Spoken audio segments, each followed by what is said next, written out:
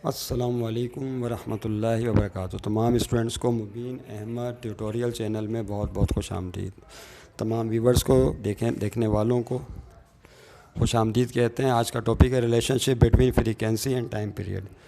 Frequency और time period के दरमियान रिलेशनशिप बयान करेंगे हम।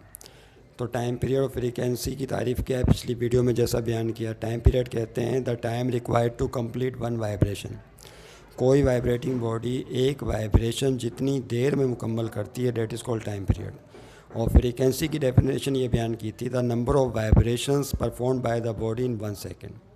कि कोई भी बॉडी 1 सेकेंड में जितनी वाइब्रेशंस कंप्लीट करती है वो उसकी फ्रीक्वेंसी कहलाती है। तो टाइम पीरियड और फ्रीक्वेंसी एक दूसरे का रेसिप्रोकल होते हैं। टाइम पीरियड जितना ज़्यादा होता है फ्रीक्वेंसी उतनी कम हो जाती है, या टाइम पीरियड जितना कम होता है फ्रीक्वेंसी उतनी ज़्यादा हो जाती है। टाइम पीरियड ज़्यादा होता है तो फ्रीक्वेंसी कम क्यों जाती है? जब टाइम पीरियड ज़्यादा होगा तो इसका मतलब है वाइब्रेशन देर से कंप्लीट होगी, तो 1 सेकंड में कम वाइब्रेशन होंगी, तो फ्रीक्वेंसी कम हो जाएगी। और अगर टाइम पीरियड कम होगा तो इसका मतलब ये है कि वाइब्रेशन जल्दी कंप्लीट होगी। जब वाइब्रेशन जल्दी कंप्लीट होगी तो 1 सेकंड में ज़्यादा वाइब्रेशंस होंगी, फ्रीक्वेंसी बढ़ जाएगी। तो इसका मतलब ये हुआ कि टाइम पीरियड और फ्रीक्वेंसी दोनों एक दूसरे के रेसिप्रोकल हैं। ये तो इसका हो गया फिज़िकल आंसर। अब मैथमेटिकली इसको कैसे बयान करेंगे और रिलेशनशिप कैसे ड्राइव करेंगे, जिसको अगर आप इम्तिहान में लिख दें तो आपको नंबर मिल जाएंगे, वो ये होगा। तमाम स्टूडेंट्स जब भी लेक्चर अटेंड करें तो प्लीज़ पेन पेंसिल कॉपी साथ में रखें, वीडियो को समझें भी और नोट्स भी लिखते चले जाएं। अगर कोई पॉइंट समझ में नहीं आए तो रिवाइंड या रिपीट करके वीडियो देखी जा सकती है। तो नेट पर वीडियो की ये सहूलत तो सबके लिए मुयस्सर है, आपके लिए भी मेरे लिए भी। मुझे कोई पॉइंट समझ में कहीं नहीं आता, अगर फ़र्ज़ कर ले मैं कोई वीडियो देख रहा हूँ तो मैं उसको रिपीट करके देख लेता हूँ। Is that clear? अगर वहाँ से समझ में नहीं आता तो किसी और चैनल्स को ऑब्ज़र्व कर लेते हैं, क्योंकि शॉप्स तो बहुत सारी हैं इस वक्त जो है इंटरनेट की दुनिया में। शॉप्स बहुत सारी हैं। अगर आपको किसी और की बात समझ में नहीं आ रही तो आप हमारे चैनल पे आ जाएं। अगर हमारी बात सही तरह समझ में नहीं आ रही तो किसी और चैनल पे चले जाएं। यही मामला डॉक्टर्स का होता है। डॉक्टर्स क्या करते हैं, जब कोई शख्स पेशेंट किसी डॉक्टर के पास जाता है इलाज के लिए, किसी भी तकलीफ़ को दूर करने के लिए, इलाज मुआवजे के लिए, तो एक दिन वो मेडिसिन लेता है, 2 दिन लेता है। अगर क्योर हो गया तो ठीक है, अगर नहीं हुआ तो डॉक्टर कहते हैं भाई आप किसी और डॉक्टर को दिखा दीजिए। अगर वहाँ पे जाते हैं और फिर भी क्योर नहीं होता तो वो भी यही मशवरा देते हैं कि बजाय उनके साथ ही आप अटैच रहें, किसी ऐसी जगह जाएं जहाँ हो सकता है आपका इलाज कहीं और हो। तो एन मुमकिन है। तो दुनिया में तो बहुत सारे चैनल्स मौजूद हैं जो कि नॉलेज फराहम कर रहे हैं। अब नॉलेज हमें कहाँ से गेन होगी, कैसे होगी, वो तो जाहिर सी बात है हमें सर्च करने से पता चलेगा। तो एक से एक बेहतरीन असातिज़ा और टीचर मौजूद है इस फील्ड में जो बेहतरीन काम कर रहे हैं और आपको नॉलेज फराहम कर रहे हैं। इस डेट के लिए सब काबिल इज़्ज़त एहतराम, काबिल रिस्पेक्टेड टीचर्स हैं हम सब के लिए। तो देखिए यहाँ पर फ्रीक्वेंसी और टाइम पीरियड की बात कर रहे थे हम। तो टाइम पीरियड की डेफिनेशन हम पहले बयान करेंगे, वो क्या है? Time required to complete one vibration. Time required to complete one vibration called time period. तरीका ये होता है कि जिसके दरमियान आप रिलेशन मालूम करना चाहते हैं, पहले उसकी डेफिनेशन बयान करें। टाइम पीरियड क्या लाता है, उसका फार्मूला लिख दें। टाइम पीरियड का फार्मूला क्या है, याद करें।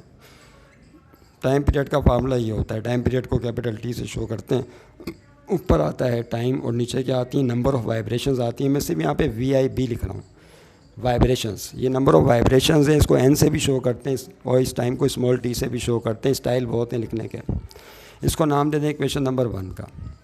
ये तो हो गया टाइम पीरियड का फार्मूला कि एक वाइब्रेशन के दौरान जो टाइम लगता है that is called time period. अब हम फ्रीक्वेंसी की डेफिनेशन बयान करेंगे। फ्रीक्वेंसी की डेफिनेशन क्या आती है, तो टाइम पीरियड की डेफिनेशन है। फ्रीक्वेंसी को इस तरह डिफाइन किया जाता है, the number of vibrations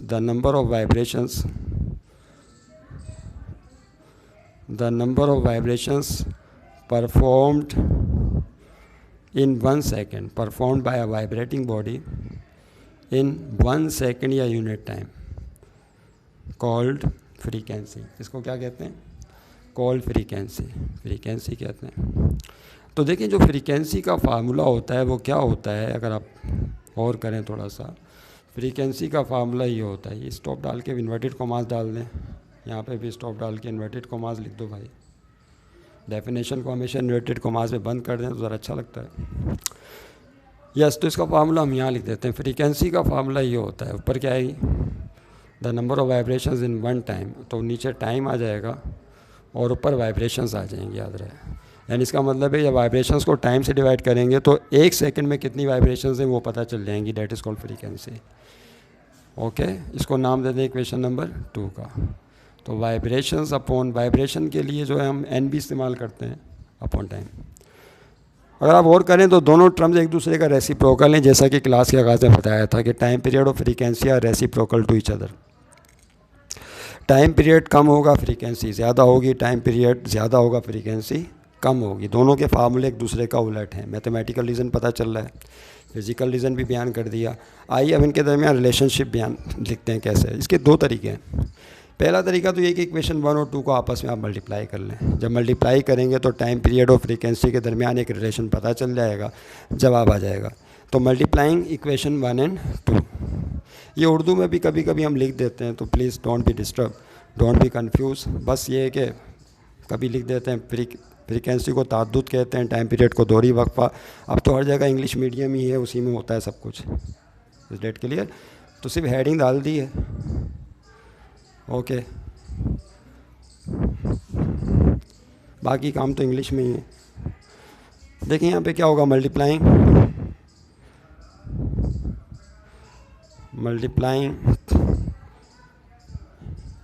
equations 1 and 2, 1 और 2 को मल्टीप्लाई करें। अब ये 11 नहीं है भाई, ये 2 है।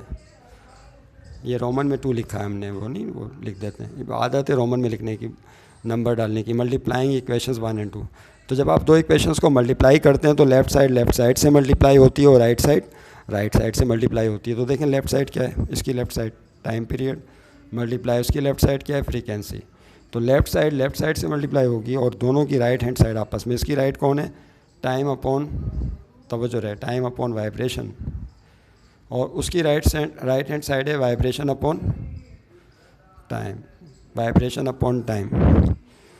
तो अब देखें क्या हो जाएगा यहाँ पर, तवज्जो रहे। अब इसको सिंप्लीफाई करना है। लेफ़्ट से मल्टीप्लाई हो गया और राइट साइड से मल्टीप्लाई हो गई। ठीक है भाई, इसमें तो कोई कन्फ्यूजन नहीं है। अब क्या होगा, टाइम पीरियड और फ्रीक्वेंसी का प्रोडक्ट इज़ इक्वल टू, यहाँ टाइम ऊपर और ये वाला टाइम नीचे कट जाएगा, तो 1/1, वाइब्रेशन ही कम वाइब्रेशन, तो ऊपर 1 1 द 1 और नीचे भी 1 1 द 1, न्यूमरेटर से, डिनोमिनेटर से, और 1 को 1 से डिवाइड करते हैं तो क्या आता है, 1 ही आता है। तो याद रहे, इसको मिटा देते हैं बोर्ड को ताकि आप परेशान नहीं हो। तमाम स्टूडेंट साथ साथ काम लिखते रहें प्लीज़ मेरे। अगर स्पीड मेरी बढ़ जाए, ज़्यादा हो तो कमेंट में लिख दीजिएगा आई मस्ट स्लो, ताकि आप साथ साथ समझें और लिखें भी। ये सबसे बेहतरीन तरीका होता है एजुकेशन या नॉलेज का, जो मुझे लगता है शायद ये बेहतर है, क्योंकि इस तरह से मुझे अच्छी तरह समझ में आता है कि कोई गाइड भी करे और लिखवा भी दे साथ में, तो अच्छी तरह समझ में आ जाता है। नोट्स भी बन जाते हैं, फिर उसको हम अगर 1-2 दिन के बाद देख भी लें तो फ़ौरन यादें ताज़ा हो जाती हैं और आराम से याद हो जाता है। अच्छा, अब देखिए यहाँ से 2 रिलेशंस बनते हैं। एक तो फ्रीक्वेंसी को अगर भेज दें तो time period is equal to 1/f। ये फ्रीक्वेंसी वहाँ डिवाइड में चली गई रूल के मुताबिक, एक तो तरीका ये है।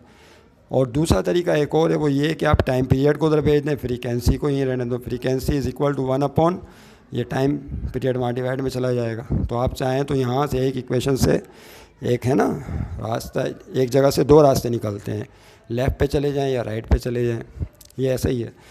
टाइम पीरियड का फार्मूला भी बन रहा है इससे, फ्रीक्वेंसी का भी। तो टाइम पीरियड बराबर है 1/f के, फ्रीक्वेंसी बराबर है 1/ टाइम पीरियड के। तो this is the required relationship between frequency and time period, and this relationship shows that time period and frequency are reciprocal to each other. क्या this relationship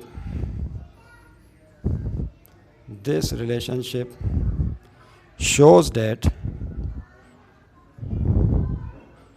frequency and time period, मेरे साथ साथ लिखें please, and time period are reciprocal to each other, reciprocal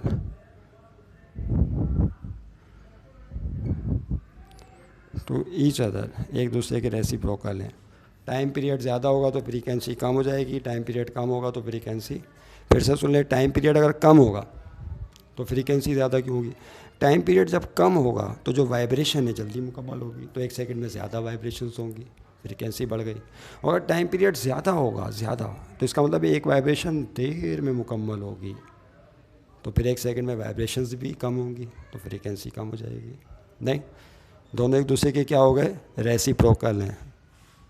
okay, अब next जो video होगी उसके अंदर हम important features of simple harmonic motion पर बात करेंगे। किस पर?